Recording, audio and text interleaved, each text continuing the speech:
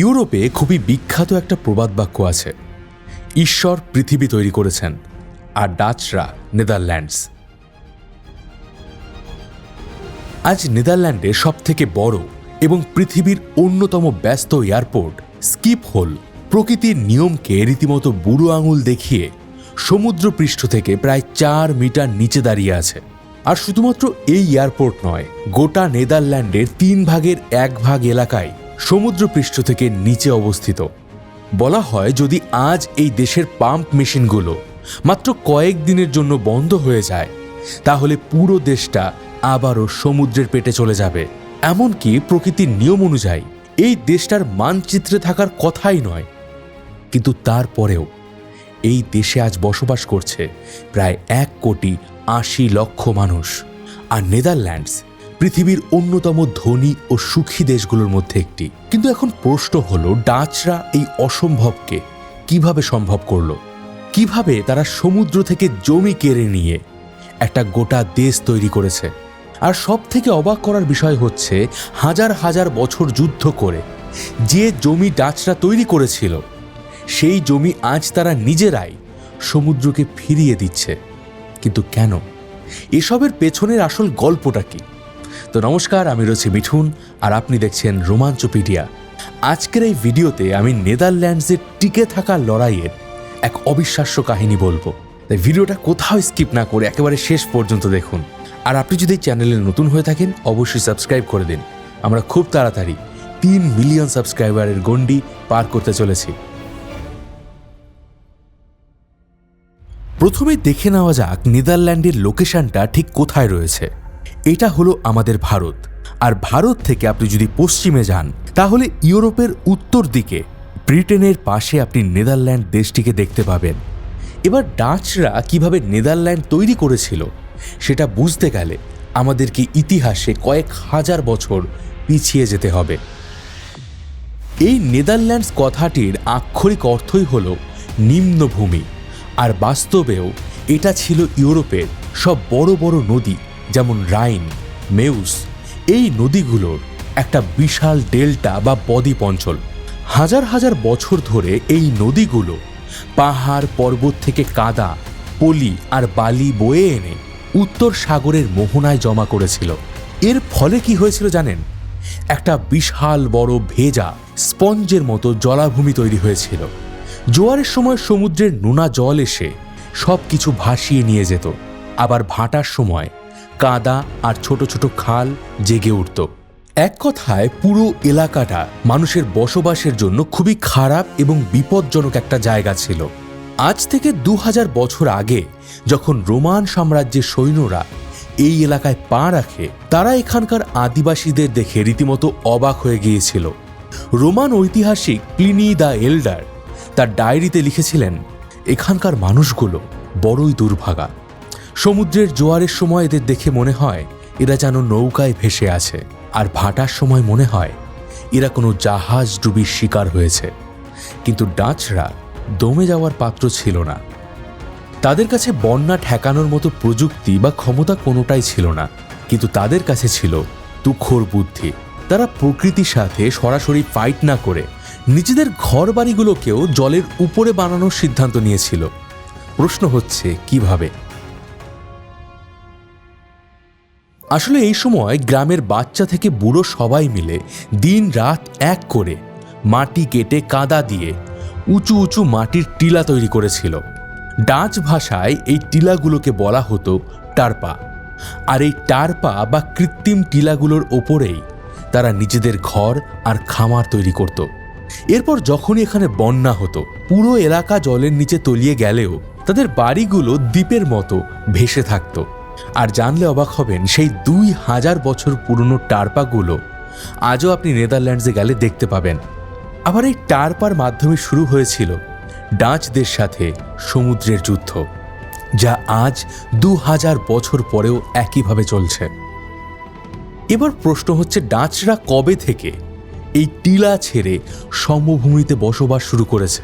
প্রায় 1000 বছর আগে ডাচরা বুঝতে পারে যে এভাবে টিলার উপর লুকিয়ে কোনোভাবে সমুদ্রকে হারানো যাবে না। এভাবে থাকলে নিজেকে বাঁচানো যাবে, কিন্তু দেশের কোনো উন্নতি হবে না। তাই তারা তাদের পলিসি পুরোপুরি বদলে ফেলে। নিজেদের পালানোর বদলে এবার তারা সমুদ্রের জলকেই আটকে দেওয়ার প্ল্যানিং করেন। সমুদ্রের জল যাতে জমিতে ঢুকতে না পারে সেই জন্য পুরো এলাকাটা তারা বড় বড় মাটির প্রাচীর দিয়ে ঘিরে ফেলার সিদ্ধান্ত নেয়। ডাচ ভাষায় এই বাঁধগুলোকে বলা হয় ডাইকস। কিন্তু বাঁধ দেওয়ার পরে এসে হাজির হয় এক নতুন সমস্যা। বাঁধ দিয়ে সমুদ্রের জল না হয় আটকানো গেল, কিন্তু যে বৃষ্টি আকাশ থেকে পড়ছে কিংবা নদী উপচে যে বন্যা হচ্ছে সেই জল কোথায় যাবে? চারিদিকে বাঁধ দেওয়ার ফলে ভেতরের জল বাইরে যাওয়ার কোনো রাস্তাই ছিল না। এর ফলে পুরো এলাকাটা আবারও জলে ভর্তি হয়ে যায়। আর এই চরম বিপদ থেকে নেদারল্যান্ডসকে কে রক্ষা করেছিল জানেন? কয়েকটা উইন্ডমিল। সেই সময় উইন্ডমিলগুলো দিয়ে সাধারণত গম পিষে আটা তৈরি করা হতো, কিন্তু নেদারল্যান্ডস এই উইন্ডমিলগুলো পাম্প মেশিন হিসাবে ব্যবহার করতে শুরু করে। ডাচরা উত্তর সাগরের ঝোড়ো হাওয়াকে কাজে লাগিয়ে উইন্ডমিলের এই বিশাল বিশাল পাখনাগুলোকে ঘোরাতো। আর সেই ঘূর্ণন শক্তির ফলে উইন্ডমিলের ভেতরে একটা চাকা বা আর্কিমিডিস স্ক্রু সচল হয়ে উঠত। এই স্ক্রুটা নিচু জমি থেকে প্রতি মিনিটে হাজার হাজার লিটার জল পাম্প করে উপরে তুলত আর বাঁধের ওপারে একটা মূল খালে ফেলে দিত। আর সেই খাল বেয়ে জল সরাসরি চলে যেত সমুদ্রে। এই প্রযুক্তি থেকেই জন্ম নিয়েছিল ডাচদের অন্যতম আবিষ্কার পোল্ডার। এবার প্রশ্ন হচ্ছে, পোল্ডার কি? পোল্ডার মানে হলো একটা এমন জমি যা সমুদ্রের নিচে ছিল, কিন্তু ডাচরা তার চারপাশে বাঁধ দিয়ে উইন্ডমিলের সাহায্যে ভেতরে জল শুকিয়ে পুরোপুরি সেই জমিকে চাষাবাদের জন্য রূপান্তর করেছে। শুনতে সহজ মনে হলেও এই কাজটা কিন্তু ভীষণই কঠিন। আজ নেদারল্যান্ডের যে বিখ্যাত টিউলিপ ফুলের ক্ষেত, মাইলের পর মাইল ফসলের জমি আর আধুনিক সব শহর আমরা দেখতে পাই, এর বেশিরভাগটাই কিন্তু একটা সময় সমুদ্রের নিচে ছিল। কয়েক দশক ধরে ধাপে ধাপে একটার পর একটা উইন্ডমিল বসিয়ে এই জমিগুলো রীতিমতো সমুদ্রের কাছ থেকে কেড়ে আনা হয়েছে। তবে এই ব্যবস্থায় একটা কঠোর নিয়মও আছে।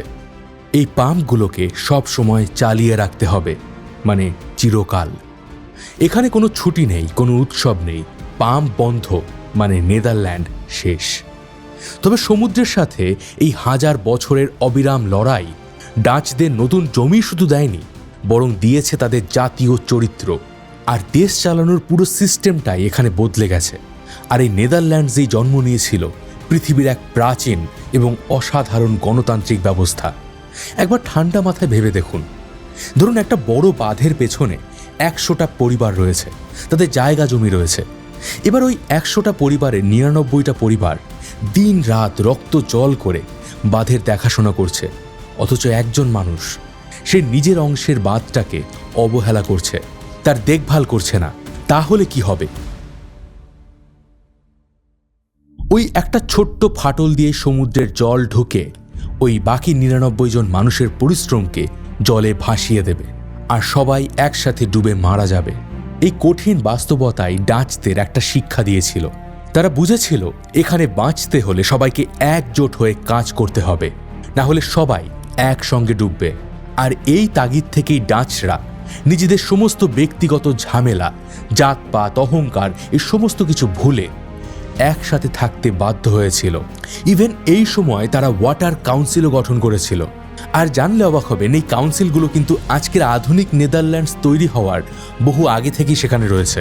আর এর প্রধানকে বলা হতো ডাইকরিভ, অর্থাৎ ড্যাম জেনারেল।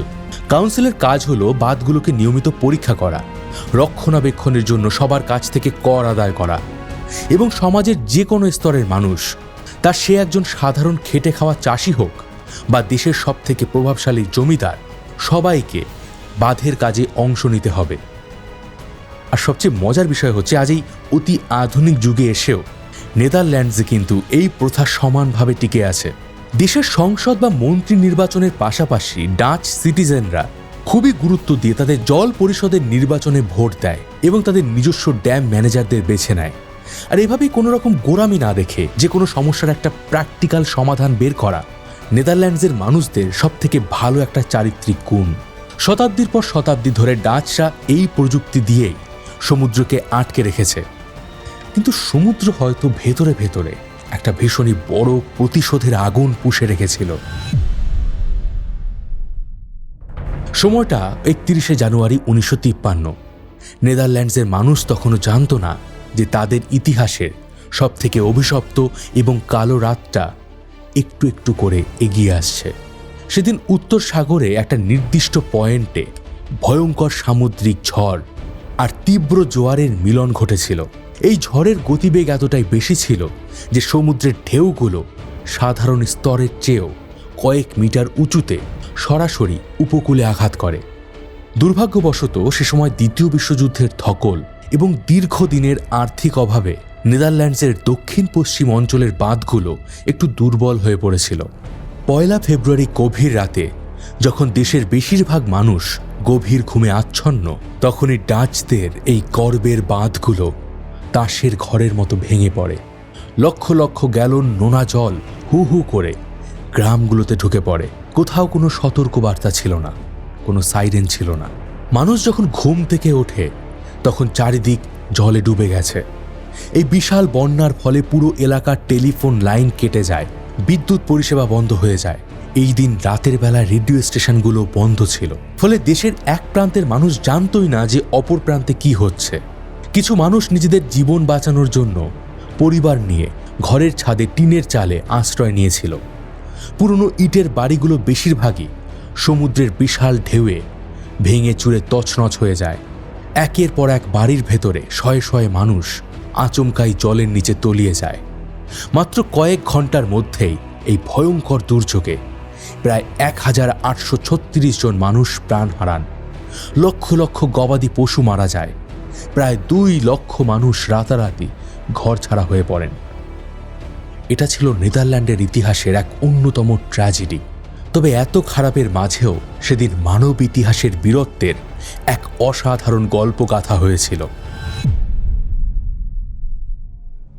বাঁধ ভেঙে গ্যালন গ্যালন জল যখন একটু একটু করে দেশের সবচেয়ে ঘনবসতিপূর্ণ শহরের দিকে ধেয়ে যাচ্ছিল, সে সময় একজন লোকাল নাবিক তার বিশাল আকারের একটা পুরনো মালবাহী জাহাজকে সরাসরি বাঁধের সেই ফাটলের মুখে এনে দাঁড় করিয়ে দেন। জাহাজের বিশাল বডিটা ফাটলের মাঝখানে আটকে যায়, ফলে জলের বিপুল স্রোতকে সাময়িকভাবে আটকানো সম্ভব হয়েছিল। আর এই সুযোগে হাজার হাজার মানুষ নিজেদের জীবনের ঝুঁকি নিয়ে বালির বস্তা ফেলে বাঁধটাকে মেরামত করে। একজন মানুষের দূরদর্শিতা, তার আত্মত্যাগ সেদিন নেদারল্যান্ডসের মূল ভূখণ্ডকে সমুদ্রের হাত থেকে বাঁচিয়েছিল। এবার আরও একটা মজার গল্প আমরা ছোটবেলায় অনেকেই কিন্তু স্কুল বইতে পড়েছি, যে একটা ছোট্ট ছেলে বাঁধের পাশ থেকে বাড়ি যাওয়ার সময় একটা ছোট গর্ত দেখতে পায়, যেখান থেকে হু হু করে সমুদ্রের নোনা জল ভেতরে প্রবেশ করছিল। সে সময় তার আশেপাশে আর কেউ ছিল না, আর ছেলেটি যদি বাড়িতে গিয়ে কাউকে খোঁজ দিত ততক্ষণে হয়তো সেই বাঁধটি ভেঙে পড়ত।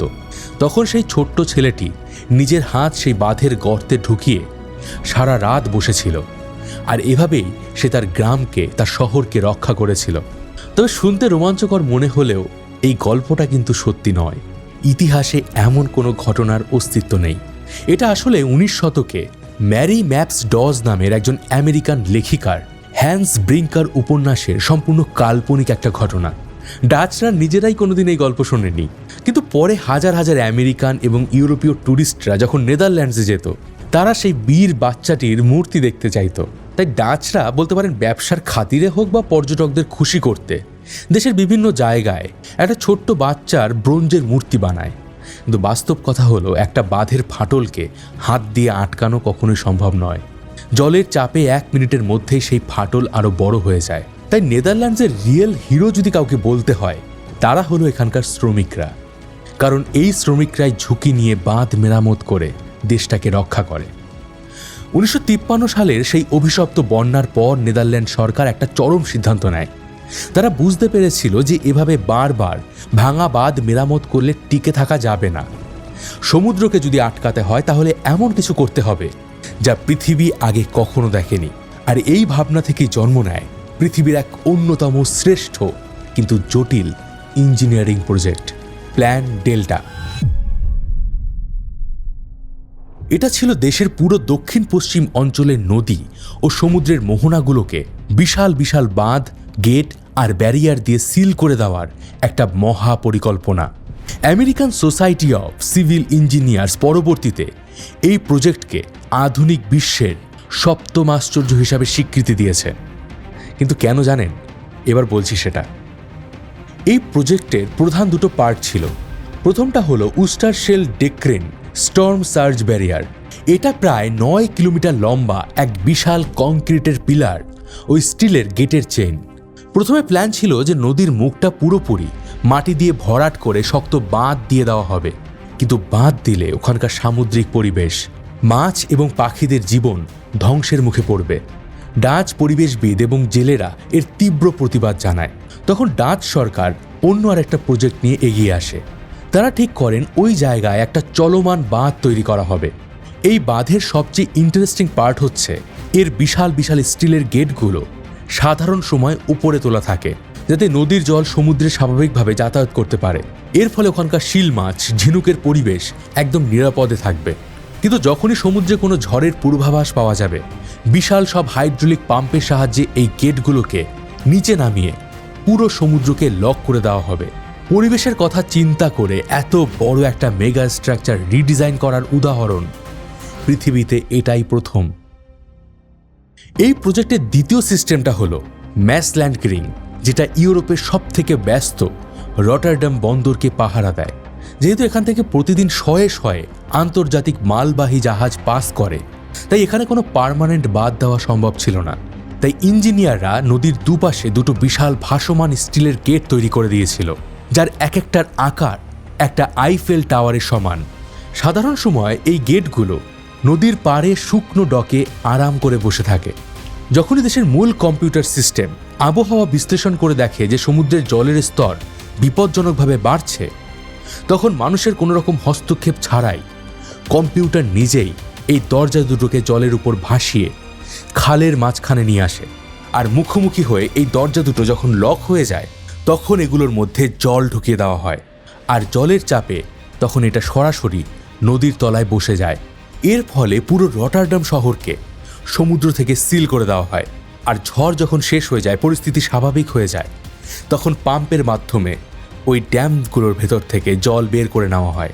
ফলে সেগুলো আবার ভেসে ওঠে আর এগুলোকে আবার সেই আগের স্থানে ফিরিয়ে দেওয়া হয়।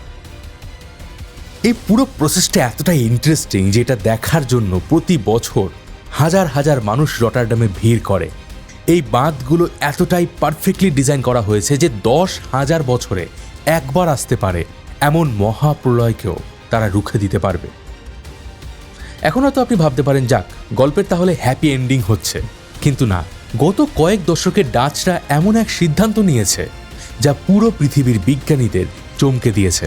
যে জমি তারা হাজার হাজার বছর ধরে এত কষ্ট করে সমুদ্র থেকে কেড়ে নিয়েছে, সেই জমি তারা আবারও সমুদ্রকে ফিরিয়ে দিচ্ছে। কিন্তু কেন? আসলে এর পেছনে রয়েছে ডাচদের এক অসাধারণ দূরদর্শিতা। গ্লোবাল ওয়ার্মিংয়ের কারণে সারা বিশ্ব জুড়ে সমুদ্রের জলের স্তর হু হু করে বাড়ছে। ঝড় এবং বন্যা আগের থেকে অনেক বেশি মারাত্মক হয়ে উঠছে। আর সেই তুলনায় বাঁধের উচ্চতা দিনের পর দিন বাড়িয়ে দেওয়া সম্ভব নয়, কারণ বাঁধ যত বেশি উঁচু হবে, কোনো কারণে সেটা যদি ভেঙে পড়ে, তাহলে ক্ষয়ক্ষতিও ততটাই বেশি হবে। আর সবচেয়ে বড় কথা হচ্ছে, প্রকৃতিকে সারা জীবন আপনি খাঁচায় বন্দি করে রাখতে পারবেন না। আর এই ধারণা থেকেই ডাচরা শুরু করেছে এক ঐতিহাসিক project, room for the river. এই প্রজেক্টের আওতায় ডাচরা বেশ কিছু এলাকাকে বাঁধের পেছনের দিকে সরিয়ে দিচ্ছে। ফলে নদীগুলো বন্যার সময় তাদের বাড়তি জল ছড়িয়ে দেওয়ার জন্য বিশাল ফাঁকা মাঠ বা জলাভূমি পাচ্ছে। তাই এখন পাহাড়ি জল বা বন্যা এলে সেই জলগুলো শহরের দিকে না গিয়ে এই খালি পোল্ডারগুলোতে ছড়িয়ে পড়ে। এই কাজের জন্য ডাচ সরকার কয়েক হাজার কৃষকের জমি চড়া দামে কিনেছে। প্রজন্মের পর প্রজন্ম ধরে থাকা এই পরিবারগুলোকে পোল্ডার থেকে সরিয়ে ফেলা হয়েছে। হ্যাঁ, এই সিদ্ধান্তটা কঠিন ছিল, কিন্তু দেশের স্বার্থে ভবিষ্যতের কথা বলে আমাদের মাঝে মাঝে এরকম কঠিন সিদ্ধান্ত নেওয়া উচিত। শুধু তাই নয়, ডাচরা এখন ভাঙার মায়া ছেড়ে জলের মধ্যেই ভাসমান ঘরবাড়ি তৈরি করছে। এই বাড়িগুলো দেখতে 8-10টা সাধারণ বাড়ির মতোই, কিন্তু এগুলোর ফাউন্ডেশন তৈরি করা হয় কংক্রিট আর স্টাইরোফোমের এক বিশেষ মিশ্রণ দিয়ে। যেটা জলের উপর ভেসে থাকতে পারে। এই বাড়িগুলো বিশাল বিশাল পিলারের সাথে আংটির মতো আটকানো থাকে। যখন বন্যার জল বা জোয়ারের জল বাড়ে তখন বাড়িগুলো পিলারের গা বেয়ে নিজে নিজেই উপরের দিকে উঠে যায়। আবার জল কমে গেলে সেগুলো আবার নিচে নেমে আসে। ফলে জল বাড়লেও এই বাড়িগুলোর কোনো ক্ষতি হয় না। এমনকি রটারডামের মতো বড় শহরগুলোতে এমন সব পার্ক আর খেলার মাঠ তৈরি করা হচ্ছে যেগুলো সাধারণ সময় বাচ্চারা খেলাধুলো করে, কিন্তু অতিরিক্ত বৃষ্টি হলে সেগুলো মিনি হ্রদের কাজ করে। এর ফলে শহরের ড্রেনেজ সিস্টেমের উপর চাপ কমে যায়। মানে সহজ ভাষায় বলতে গেলে যে জল একটা সময় ডাচদের মৃত্যুর কারণ ছিল, আজ সেই জলকেই তারা জীবনের অংশ বানিয়ে নিয়েছে। আর বলে দিই, আজ নেদারল্যান্ডের এই শতাব্দী প্রাচীন অভিজ্ঞতার মূল্য গোটা পৃথিবীর কাছে সোনার থেকেও দামি। ডাচরাজ পুরো বিশ্বের জলবায়ু মোকাবিলা করার মেন্টর। ডাচরা আমাদের শিখিয়েছে প্রতিকূলতা যতই বড় হোক না কেন, দূরদর্শিতা এবং সবাই মিলে আমরা যদি একসাথে একজোট হয়ে কাজ করি তাহলে অনেক প্রাকৃতিক দুর্যোগকেও আমরা হার মানিয়ে দিতে পারবো। তাহলে সমুদ্রের বুক থেকেও জমি কেড়ে আনা সম্ভব। প্রকৃতির নিয়মকে বুড়ো আঙুল দেখিয়েও সমুদ্রের বুকে একটা শক্তিশালী, সমৃদ্ধ এবং শান্তিপ্রিয় দেশ তৈরি করা সম্ভব। আসলে নেদারল্যান্ডস হচ্ছে একটা সাইকেলের প্যাডেলের মতো। এই প্যাডেল যতক্ষণ ঘুরবে দেশটা ততক্ষণ টিকবে, আর প্যাডেল বন্ধ হয়ে গেলেই দেশটা সমুদ্রের নিচে তলিয়ে যাবে। আর ডাচরা গত হাজার বছর ধরে সেই প্যাডেল ক্রমাগত চালিয়ে যাচ্ছে। আর আমাদের জীবনটাও খানিকটা এমনই। আমাদের জীবনেও এমন নানা ঝড় আসে, বিপদ আসে, বন্যা আসে, কিন্তু আমাদের এই জীবনের প্যাডেলকে ক্রমাগত আমাদের চালিয়ে যেতে হবে। থেমে থাকলে চলবে না। কেমন লাগলো নেদারল্যান্ডের এই কাহিনী কমেন্ট করে জানান। এই ধরনের ভিডিও যদি আরও দেখতে চান সেটাও জানান। পৃথিবীতে একটা মরুভূমি আছে, সেই মরুভূমির সাথে মঙ্গল গ্রহের মিল পাওয়া যায়। সেই মরুভূমির বিষয় জানতে এই ভিডিওটা দেখুন। দেখা হবে পরের ভিডিওতে। ততদিন ভালো থাকবেন, সুস্থ থাকবেন। আর আমি ছিলাম মিঠুন আপনার সাথে।